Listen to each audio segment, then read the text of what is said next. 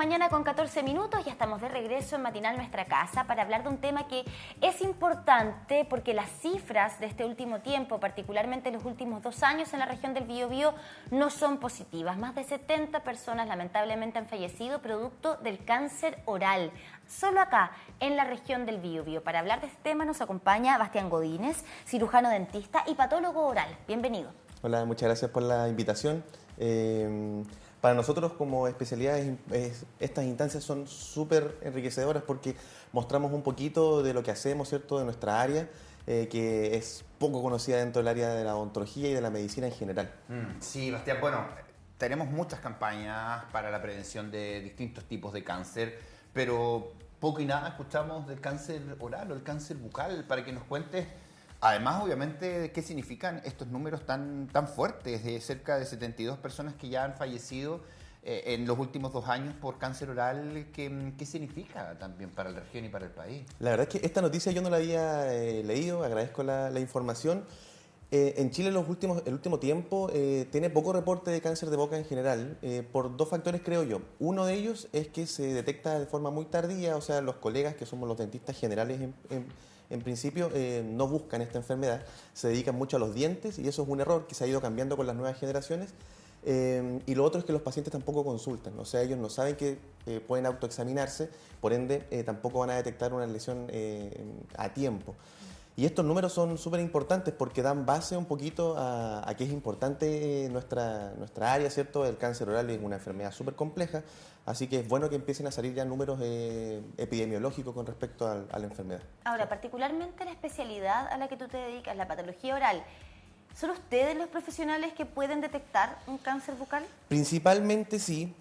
La Sociedad de Patología somos pocos a nivel nacional, es una especialidad en general poco cotizada porque hay pocas universidades que la imparten y en verdad la necesidad a nivel nacional con no tantos profesionales se puede cubrir. A pesar de eso, hay áreas que no entienden muy bien que existe esta área porque los patólogos médicos se dedican principalmente a ver muestras, biopsias al microscopio y los patólogos orales, aparte de hacer eso, también vemos pacientes.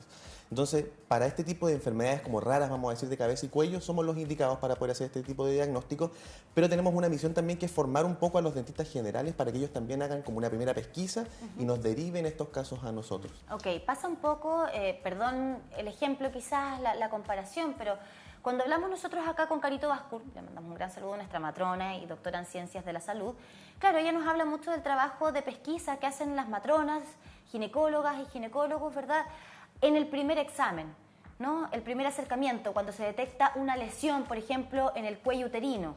Luego se hace la derivación al médico que corresponde para poder evaluar si eso efectivamente corresponde a un cáncer o no.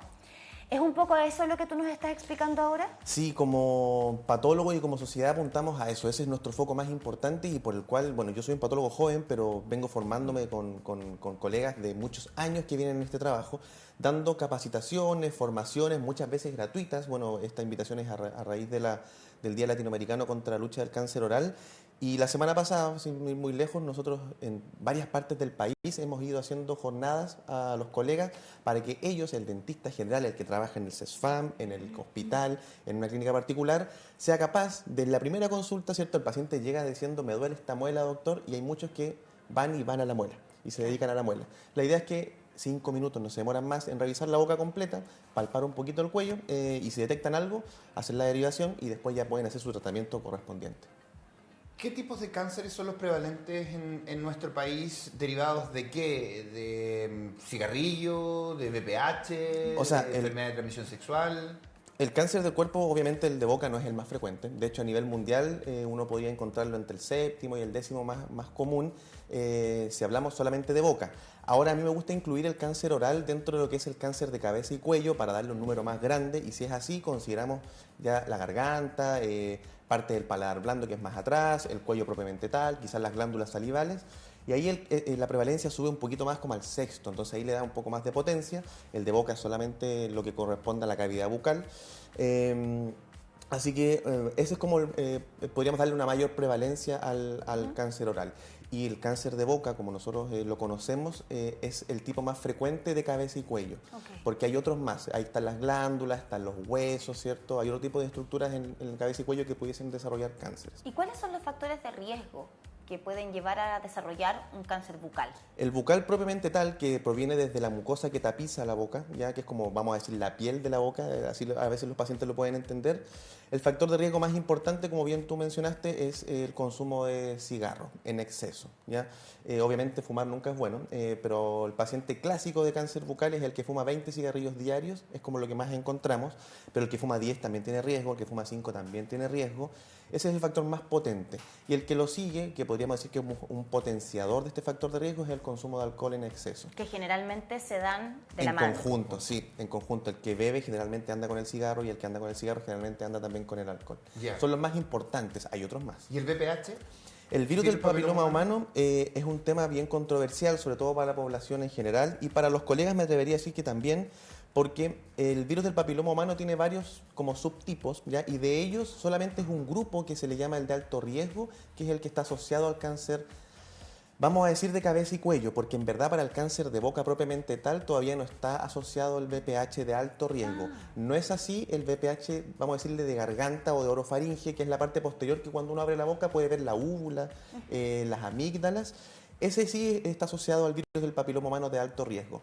¿Qué pasa cuando a veces los pacientes presentan en boca un papiloma, que es una lesión súper frecuente asociada al VPH? Ellos piensan que, como han escuchado o han leído, que puede tener cáncer de boca, y ahí hay que tranquilizarlo, y eso es una información tanto para el paciente como para el colega. El papiloma o las lesiones por VPH, que pueden ser por transmisión sexual o no, no tienen asociación con el cáncer oral, porque son de bajo riesgo ese serotipo.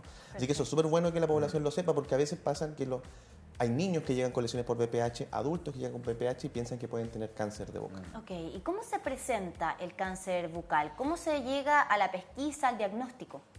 Lo ideal sería encontrarlo en etapas muy tempranas. De hecho, el cáncer oral no es que aparezca de un día para otro. Aparecen lesiones precursoras, que nosotros hoy día le llamamos desórdenes potencialmente malignos, donde ahí ojalá el paciente hay que pesquisarlo.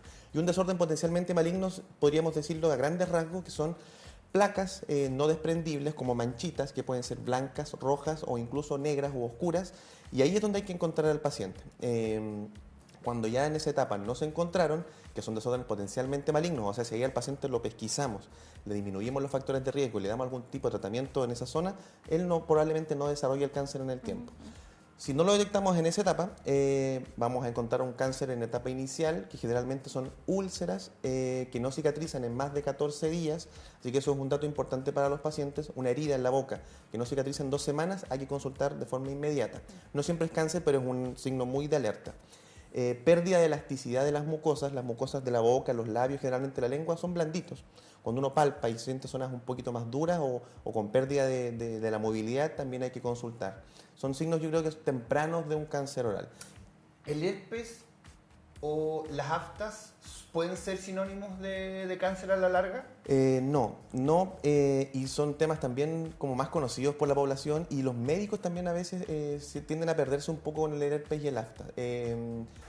De forma clínica, como normal, el herpes y el afta son dos cosas distintas. Una es infecciosa, el herpes, o sea, el virus del herpes, y el otro es algo, vamos a decir, de base inmunitaria, como autoinmune, que el cuerpo ataca al mismo paciente. Ambas condiciones, afortunadamente, tienden a sanar solas, ya no necesitan un tratamiento porque no lo tienen, y en 14 días cicatrizan. Entonces es un signo bueno de que no tienen asociación con cáncer. Sí. ¿Existe algún tipo de examen que permita pesquisar el cáncer bucal? ¿Un examen específico de sangre o alguna toma de muestra? Incluso antes quizás de que se presenten ya los síntomas, si alguien quisiera prevenir. No, lamentablemente no. La forma más buena de prevenir el cáncer bucal es obviamente conocer los factores de riesgo, evitar el cigarrillo y el alcohol en exceso, digo yo, porque los pacientes que lo tienen, eliminarlo es muy difícil. Y lo otro es, ojalá, acudir al dentista general, ni siquiera al patólogo oral, una vez al año o 2 veces al año, para que le hagan un autoexamen. No es lo mismo ir a un dentista que no revisa la boca a uno que sí lo hace. Ese es el que tiene que encontrar el pacientito, el dentista que revisa la boca completa, revisa el cuello, y con eso yo creo que es la mejor forma de prevenir. Claro, el sinónimo que uno tiene de ir al dentista lamentablemente tiene que ver con los dientes.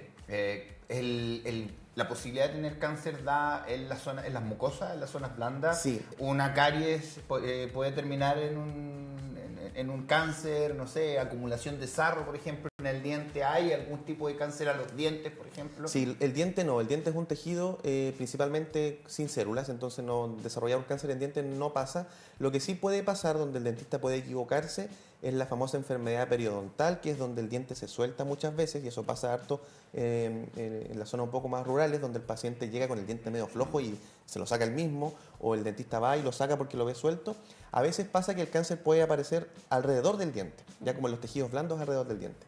Y si un colega va y saca un diente y no mira bien qué está pasando en la encía, puede ahí estar desarrollando así una neoplasia maligna. Y claro, le saca el diente al paciente, el paciente se va feliz porque se le sale el dolor y después se pierde y 2 o 3 meses vuelve con un cáncer bien. Pero no bien tiene grande. que ver directamente con la No, periodontitis. derechamente no. A pesar de que, bueno, yo les mencioné los factores más clásicos del cáncer, hay factores más controversiales y la inflamación crónica hoy en día está siendo estudiada como un factor promotor del cáncer bucal, y en boca hay un montón de inflamaciones crónicas. Por ejemplo, pacientes con malas restauraciones donde estén como impactando en las mucosas repetitivamente puede generar un foco problemático. Pacientes con prótesis mal ajustadas que estén golpeando también puede ser un factor. O el mismo paciente que se muerde la mejilla constantemente, si no se da cuenta o no se revisa y tiene una úlcera en esa zona, puede también generar algún tipo de problema ahí. Por eso es lo importante que puedan revisarse anualmente, porque esas cosas chiquititas también pueden desarrollar algún problema. Claro, y el morderse la mejilla por Es muy dentro frecuente. puede ser, claro, no intencionalmente, quizás Claro. por una mordida que haya quedado un poquito mal, pero también muchas veces es un tema conductual. O sea, uno de pronto empieza, ¿no?, a morderse por dentro cuando eres un poquito nerviosito, nerviosita. Sí. Aquí hablo desde la experiencia también. La mala costumbre, claro, si te generas una úlcera lo suficientemente dañina. Ahora, ¿cuál es el tratamiento para un cáncer bucal? El tratamiento, cuando enseño esto a mis pacientes y a los alumnos también, siempre les digo que la cirugía es lo más importante. O sea, el tratamiento quirúrgico de eliminación de un tumor, yo me atrevería a decir que para cualquier cáncer es el tratamiento más óptimo. O sea, el paciente que tiene un tumor o una neoplasia maligna operable, esto quiere decir que es un tumor no muy grande, que no compromete muchas zonas y que no tiene tampoco metástasis en otras partes del cuerpo, es el mejor tratamiento. A veces se puede también acompañar, esto es hospitalario obviamente, con quimioterapia y radioterapia para aumentar la sobrevida del paciente. Y si ya es una etapa muy tardía, que lamentablemente es lo que pasa en cáncer oral, el paciente no tiene tratamiento, opción de salvarse, y pasa a cuidados paliativos solamente y su sobrevida es muy, muy bajita.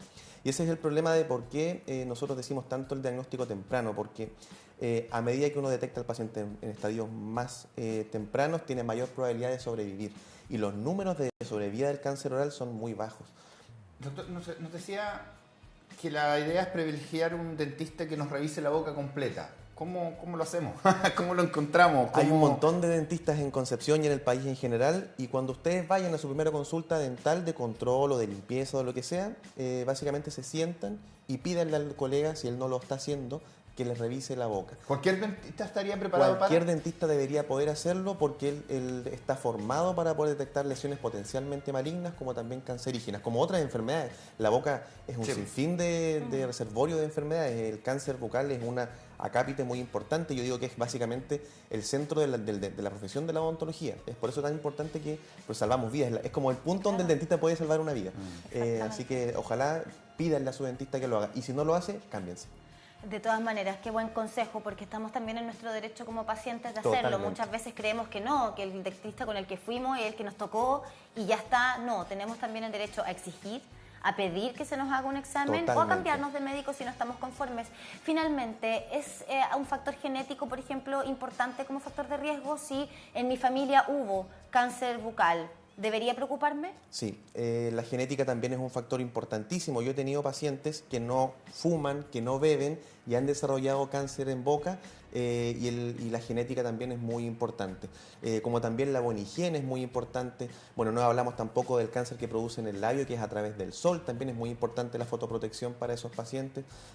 Así que sí, hay varios factores que eso uno puede llegar a preguntarle en la clínica al paciente, pero ya esas cosas más específicas las vemos como patólogos y es una anamnesis un poco más larga. Pero el dentista sí tiene capacidad de poder determinar si hay lesiones antes de desarrollar un cáncer. Bueno, y cualquier cosa, ahí aparece el Instagram del doctor Pat.oral_Godínez para que también ahí conozcan más sobre los síntomas, sobre lo que significan también los problemas bucales que iban más allá, ya nos dijo, de la caries, de los problemas obviamente en los dientes, así que la idea también es ir a prevenir enfermedades con nuestros dentistas de cabecera. Gracias por estar acá. Muchas gracias por el espacio a ustedes y encantado de resolver dudas a través del Instagram. Hace poquito me metí ahí, así que encantado de recibirlos. Sí, qué bueno, porque si son poquitos los especialistas en patología oral, tener acceso a través de las redes siempre es algo positivo. Son las 9 de la mañana con 29 minutos.